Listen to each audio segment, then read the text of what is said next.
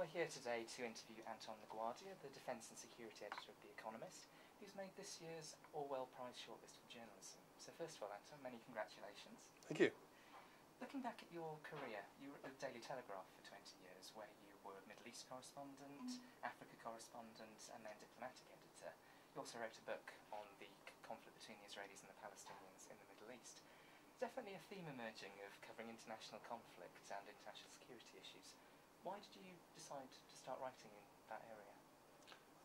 It was really, sort of happenstance. I was always interested in being a foreign correspondent, and almost by definition, if you're going to cover the big international world, unless you're sitting in the White House or in Brussels, you end up covering conflict from at some point.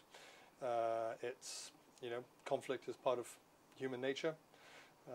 And it's part of what makes us interested in human nature, and is what journalists tend to cover, and for better or for worse. And so, yes, in the course of my career as a foreign correspondent, I've done a lot of conflicts. Have you been at the forefront of many conflicts? Have you actually been on the front line reporting? Sometimes when you've not really wanted to be. One has to judge where the best place to stand is, to both to understand what's happening and to make sure you can tell the story afterwards. Of course, it's rather apt, really, that you've said that, given our connection with George Orwell and, of course, his own role in Catalonia, where he once famously said, "It is the same in all wars. The soldiers do the fighting, the journalists do the shouting." Of course, he was a participant in that war as well as covering it as a journalist.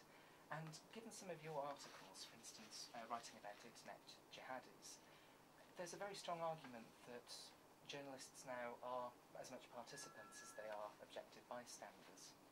Would you go along with that? Well, to some extent, journalists have always been participants in that they write an account of what is happening and therefore help shape perceptions of that conflict or that war, and therefore shape attitudes at home towards it. So it's inevitable since the time that William Howard Russell was describing the charge of the Light Brigade. In your article you quote Ayman al-Zawahiri from Al-Qaeda. More than half of this battle is taking place in the battlefield of the media. And in that article you also said that a system of systematic counter-propaganda would be the only way of fighting things such as that. I mean, we've got Sky News on in the background, which is covering Mohammed Siddiqui Khan's suicide videos. Has there been a change with this fourth generation of conflict, information technology coming to the fore in the journalist's job and their role in conflict? I think there has, in the sense that the journalist is no longer the prime processor of information and of perceptions. So Ayman al-Zawahiri can talk pretty openly to the people who follow him through the internet. Many groups and countries have their own radio stations, they have their own internet sites. Very hard to close them down. In 1999, NATO dropped a bomb on Serbian broadcasters. Pretty hard to do that on the internet. So you take down a website and they pop up somewhere else.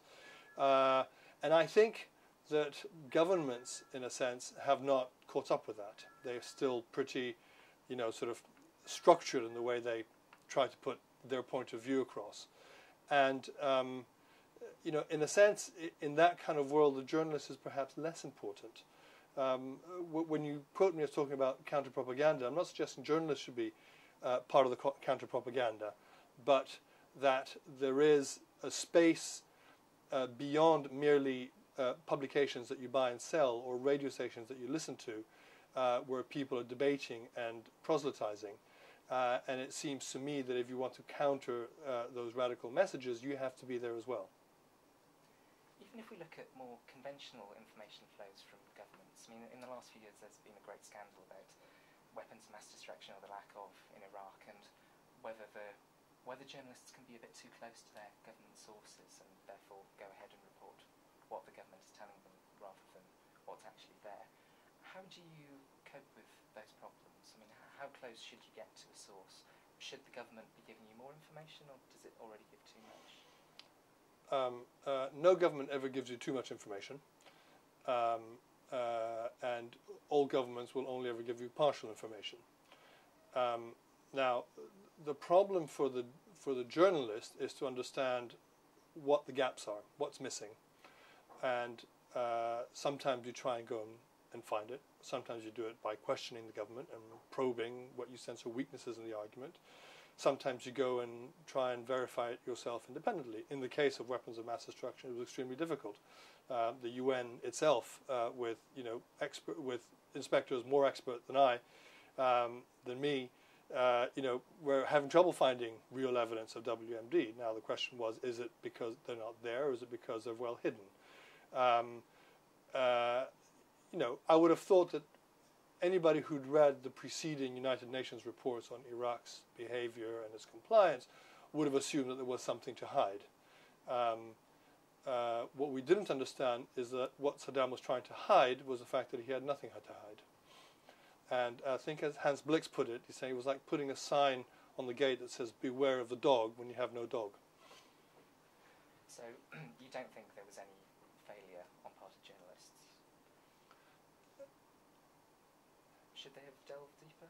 I mean, it is easier to be wise in retrospect. It is easier to find your failings in retrospect. On the day that a dossier is released, you have, maybe an hour or two to write a report about it. In a sense, I was a rather bad journalist on that day. When I read the claim, when I read the famous 45-minute claim, I thought it was nonsense. I thought it was such nonsense that I didn't write it in my original version of my copy. And only later, when someone saw the headline somewhere else, say, "What about this business of 45 minutes?"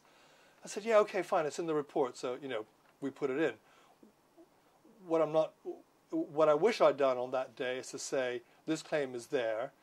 It doesn't seem to make a lot of sense, because it stands to reason that you can fire a shell at 45 minutes notice, but that shell that you fire, that mortar or artillery shell, is not going to reach British Crown bases in Cyprus, which was the implication of the way the sentences had been constructed.